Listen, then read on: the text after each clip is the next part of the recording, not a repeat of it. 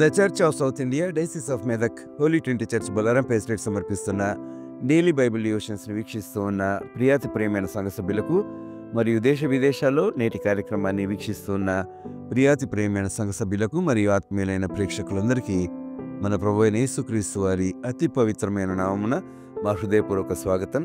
ఈనాటి మన బైబిల్ డివోషన్స్లో ఎ gentle heart, సాత్వికమైన మనస్సు అనే అంశంపై మన సంఘ సభ్యులు శ్రీమతి ఏ సత్యవతి దేవదాస్ అమ్మగారు అందించే దైవ సందేశాన్ని విందాం. సందేశానికి అనుబంధంగా ఈ గీతం.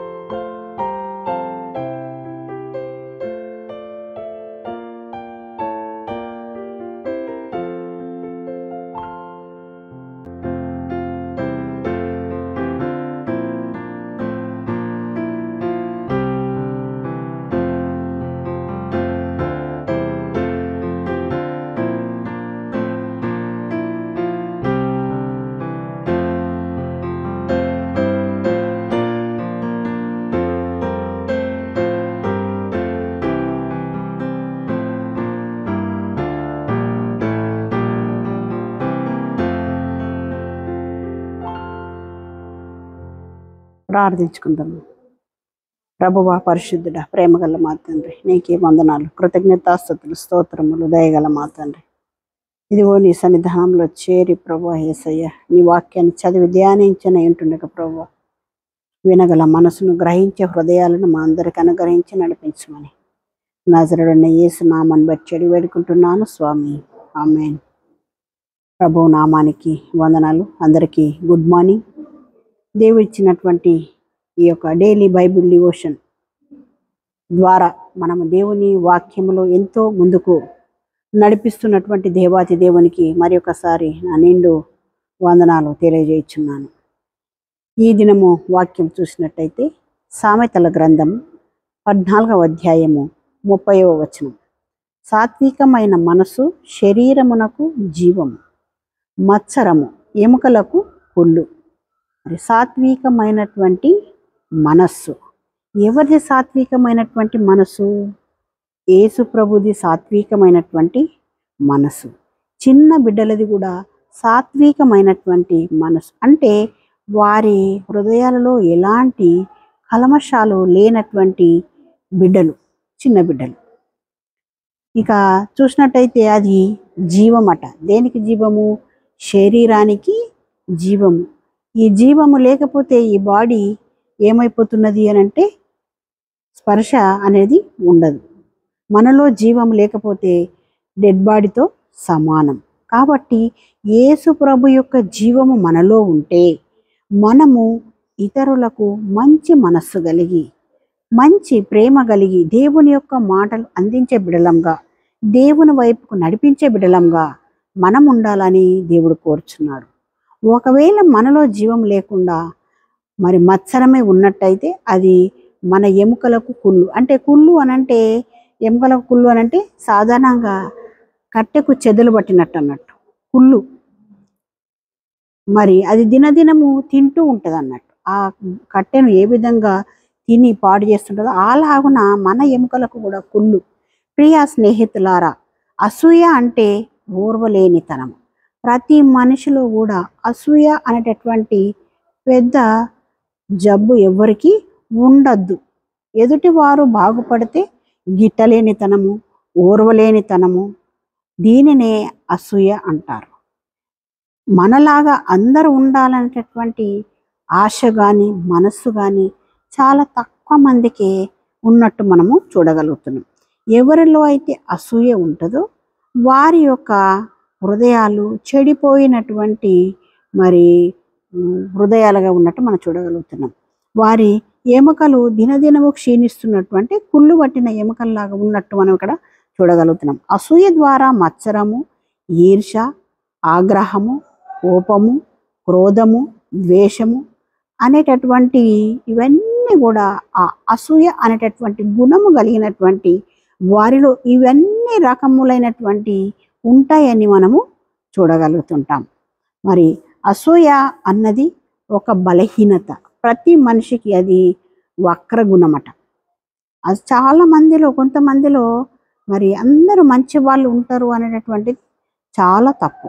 అందులో ఏ ఒక్కరు ఇద్దరన్నా కానీ అసూయ కలిగినటువంటి బిడ్డలు, అంటే వంకర బుద్ధి కలిగినటువంటి, అంటే ఇతరులు బాగుపడుతుంటే చూడలేనటువంటి గుణం, ఓర్వలేనట్టి గుణం ఆ వారిలో ఉన్నట్టు మనం ఇక్కడ చూడగలుగుతున్నాం. అసూయ విషయంలాగా పనిచేస్తుందట. ఒకవేళ మనలో ఈ అసూయ అనేటటువంటి మనసు మనలో ఉన్నట్టయితే అది దినదినం ఏ విధంగా ఉపయోగపడుతుందంటే ఒక విషంలాగా, ఆ విషంలాగా మనలో ఉండి చాలా ప్రమాదకరమైనటువంటి, అంటే మానసిక ఆరోగ్యాన్ని దెబ్బతీస్తుంది. మనలో ఉన్నటువంటి ఒకలాంటి మరి మానసికమైనటువంటి ఆరోగ్యానికి మనం గురైనట్టు, మనము పాడైపోతున్నట్టు, మనల్ని కృంగదీస్తున్నట్టు మనం ఇక్కడ చూడగలుగుతున్నాం. అసూయ సుగుణాలన్నింటినీ నాశనం చేసే అతి పెద్ద రోగము ఈ అసూయకున్నట్టు మనము చూడగలుగుతున్నాం. మరి మనిషిలో బలము, ఉత్సాహము, శక్తి, ప్రజ్ఞ, సామర్థ్యం అనే వాటిని నాశనం చేస్తుంది.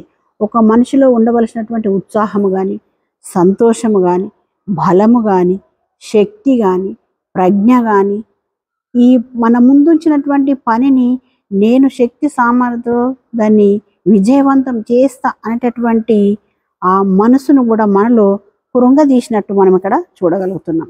ప్రతి ఒక్కరిలో ఏదో ఒక సమయాన మరి పురుడు పోసుకుంటున్నట్టు మనం అంటే ఏ విషయంలోనైనా, అంటే సాతానుడు మన మీద అంతగా ప్రయోగము మరి చేస్తున్నట్టు మనము ఈ వాక్యములో మనం చూడగలుగుతున్నాం. సమాజంలో విలయతాండం చేస్తున్నటువంటి అతి పెద్ద రుగ్మత ఈ అసూయ అనేటటువంటి మనసు కలిగినటువంటి వారు. మరి అసూయను అంత తక్కువగా అంతకంతకు పెంచి పోషించి ఆరోగ్యము పాలై జీవితాన్ని నాశనం చేసుకున్న వారు మన సమాజంలో ఎందరినో చూడగలుగుతున్నాం. మన ముందు ఉన్నటువంటి ఈ ప్రపంచంలో అసూయ ద్వారా శరీరాన్ని పాడు చేసుకుంటున్నారు, మనసును పాడు చేసుకుంటున్నారు, మనలో ఉన్నటువంటి బంధుత్వాన్ని కూడా దూరం చేసుకుంటున్నట్టు కూడా మనం ఇక్కడ చూడగలుగుతున్నాం. సాత్వికమైనటువంటి మనసు శరీరమునకు జీవం. అంటే మృదువైనటువంటి మనసు. సాత్వికము అనంటే మెత్తని హృదయం అన్నట్టు. ఆ మెత్తని హృదయము ద్వారా మన శరీరానికి ఏందట? జీవం. అంటే మంచి బలమును మనము పొందుకుంటున్నట్టు. మత్సరము అసూయ ఎముకలకు కుళ్ళు. మత్సరము అసూయ అల్లరి ప్రతి నీచ కార్యాల ద్వారా అది విలవ తాండవం చేస్తున్నట్టు మనం ఇక్కడ చూడగలుగుతున్నాం. ఇదే యాకోబు పత్రిక 3వ అధ్యాయము 16వ వచనంలో చూసినట్టయితే, ఏలైనగా మత్సరమును వివాదమును ఎక్కడ ఉండును అక్కడ అల్లరియు ప్రతి నీచ కార్యముండును. ఈ అసూయ అనేటటువంటి మనసు కలిగి ఎవరైతే ఉంటారో వాళ్ళ దాంట్లో చాలా మరి అల్లరితో కూడినటువంటి మాటలు కానీ ప్రవర్తన కానీ ఉన్నట్టు మనం ఇక్కడ చూడగలుగుతున్నాం. బుద్ధి లేని తనము మనలో ఆవరించి ఉన్నట్లయితే ఆ అసూయ అనేటటువంటి మనసు తృష్ణ వేసుకొని కూర్చుంటుంది. అంటే ఇక మనలో నుంచి అది ఎక్కడికి కదలదు. తృష్ణ వేయడం అంటే ఒక దగ్గర దాన్ని నిలిపివేయడం అన్నట్టు. అంటే అది ఆ గుణము మనలో ఒకవేళ నిలిపివేయబడిందనుకో, ఇక మనం ఎన్ని ప్రయత్నాలు చేసినా మనలో మరి ఉపయోగం అనేది మన ద్వారా ఇతరులకు ఉండదు. కాబట్టి ముందు జాగ్రత్తగా మనలోకి ఆ అసూయ అనేటటువంటి మహమ్మారి రాకుండా మనము దేవుని మాటలను మన హృదయాల్లో ఉంచుకుంటూ మన జీవితాలకు అనువదించుకుంటూ దేవుడు నేర్పినటువంటి వాక్యాల ద్వారా, దేవుడు చెప్పినటువంటి ఆ మంచి మాటల ద్వారా మనము మంచి బుద్ధి కలిగిన వారంగా, మంచి మనసు కలిగిన వారంగా దేవుని సేవలో ఇంకను ముందుకు కొనసాగాలని దేవుడు కోరుచున్నాడు. ఏ బిడ్డలు కూడా నశించుట దేవుడికి ఇష్టం లేదు. ఏ ఒక్కరి హృదయాల్లో కూడా అసూయ ఉండాలని దేవుడు ఇష్టపడడండి. ప్రతి ఒక్క హృదయాన్ని తట్టేటటువంటి దేవుడు, హృదయ రహస్యాలు ఎరిగినటువంటి దేవుడు. కాబట్టి ప్రతి ఒక్క హృదయంలో యేసును మనము అనువాదించుకొని, యేసును మనము నమ్ముకొని, మన హృదయాలు మన కళ్ళు యేసు వైపు ఉండేటట్టు మనం చూడాలని దేవుడు కోరుచున్నాడు.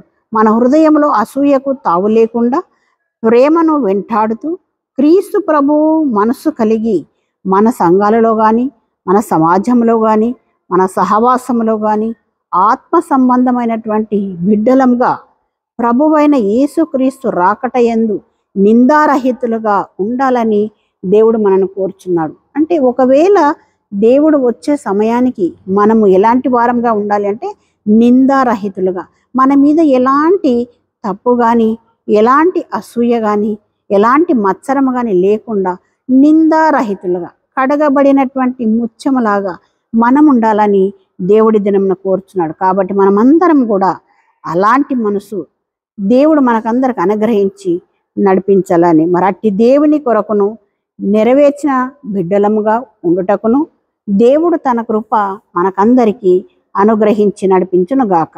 ఆమేన్. ప్రార్థించుకుందాం. ప్రేమగల మా తండ్రి, నీకే వందనాలు ప్రభా. విన్నటువంటి వాక్యాన్ని మేము విడిచిపెట్టకుండా తండ్రి, నీ వాక్యానుసారమైన జీవితంలో మేమే కాకుండా ప్రభా అనేకులను నీ వైపు త్రిప్పుటకు నీ కృపను మా అందరికి దయచేయమని నీ బంగారు పాదములు బట్టి బ్రతిమలాడి వేడుకుంటున్నాము స్వామి. ఆమేన్.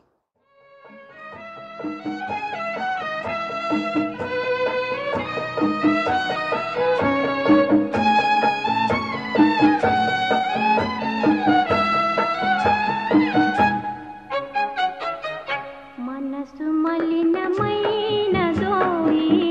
మారు మనసు పొందవోయి, మనసు మలినమైనదోయి మారు మనసు పొందవోయి, మనసు మారి నూతనమైతే, మనసు మారి నూతనమైతే మరో రూపమున్నదోయి, మరో రూపమున్నదోయి. మనసు మలినమై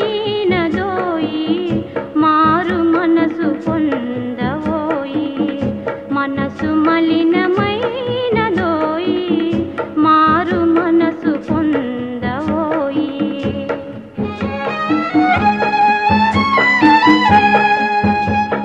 మనిషిగా పుట్టిన వాడికి మనసున్న మాట నిజమే.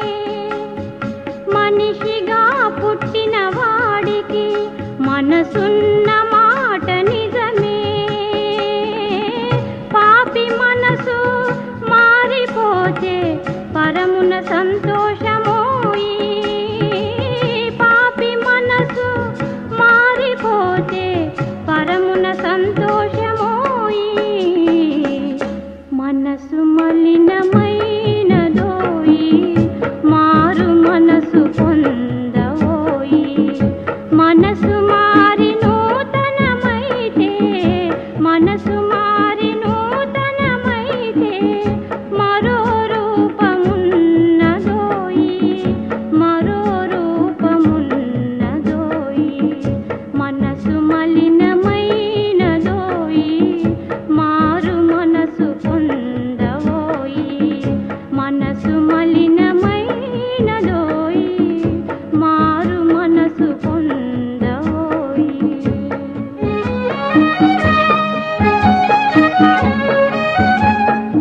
అందాల దేవుని రాజ్యం అది అందరికీ శాంతి నిలయం.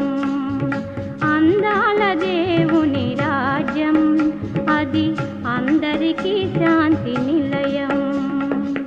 మారు మనసు కలిగిన రోజే చేరగలవు దేవుని రాజ్యం.